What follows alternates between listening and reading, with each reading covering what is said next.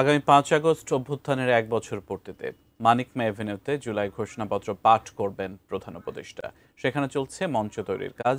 মানিক মে Avenue থেকে প্রস্তুতির খবর জানিয়েছেন সহকর্মী মোহাম্মদ সোহাগ বিশ্বাস। ছাত্র জনতার গণ অভ্যুত্থানের ১ বছর পূর্তিতে এই মানিক মিয়া এভিনিউতে প্রধান উপদেষ্টা জুলাই ঘোষণাপত্র পাঠ করবেন।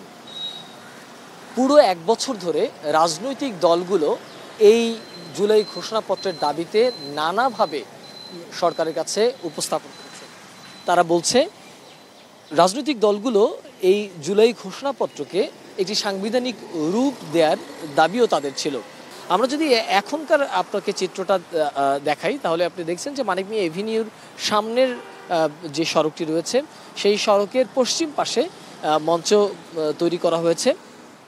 এই মঞ্চে সকালে ১১টায় টঙের গান পরিবেশন হবে, সাইমন শিল্পগোষ্ঠীর পরিবেশনা রয়েছে। এছাড়া বিভিন্ন সাংস্কৃতিক সংগঠন এখানে সাংস্কৃতিক পরিবেশনা করবেন। বেলা ৫টার পরে প্রধান উপদেষ্টার এই জুলাইয়ের যে ঘোষণাপত্র সেটি পাঠ করবেন। এছাড়া রাত ৮টায় আমরা জানতে পেরেছি যে রাত ৮টায় এখানে সাংস্কৃতিক পরিবেশনা হয়েছে। মূলত সাংস্কৃতিক বিষয়ক মন্ত্রণালয়, শিল্পকলা একাডেমি এবং সংসদ সচিবালয়, এই তিনটি যে সংস্থা রয়েছে তাদের যৌথ উদ্যোগে এই আয়োজনটি হচ্ছে। এই ছিল আসলে মানিক মিয়া এভিনিউ থেকে আমার কাছে থাকা সর্বশেষ তথ্য।